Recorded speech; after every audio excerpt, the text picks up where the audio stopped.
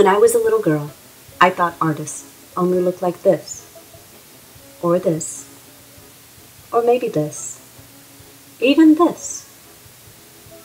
I like to draw pictures, but I never envisioned myself as an artist. When I moved here from North Carolina, my third grade teacher gave me a little gift. It was a cloth pouch filled with pencils. She said they were real artist pencils for real artists.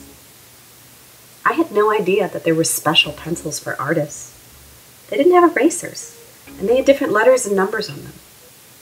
I didn't know it then, but it was a defining moment for me as a student, as an artist, and as a future educator.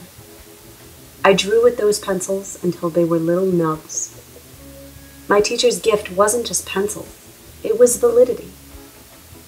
I started to pay attention to art everywhere I went.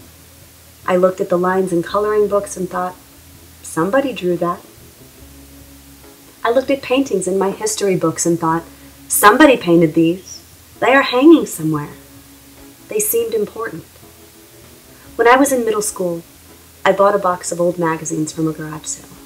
Inside were copies of different art magazines.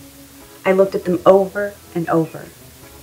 My favorite one was a copy of American Photo, featuring a retrospective of female photographers. It was the first time that I saw photography as art, and women as respected artists. It changed the very definition of art for me. Suddenly this looked more like this, or this, or this. Soon, I had tons of favorite artists, like Cindy Sherman, Frida Kahlo, and Georgia O'Keeffe. I learned from the ways that they expressed pain and beauty and sorrow that I could do that too. Telling their stories through art seemed like such an important job. It made my stories feel important. I didn't understand why everyone wasn't interested in art.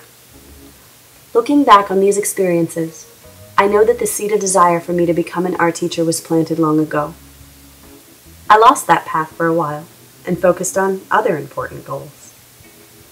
These goals would eventually help to lead me back to where I planted those seeds. It's time to water them now. I want my children and other people's children to experience art on as many levels as possible. I want to nurture little dreamers and be an advocate for big dreamers. I want to try to make sure that my students see a little bit of themselves in the art and the artists we discover together.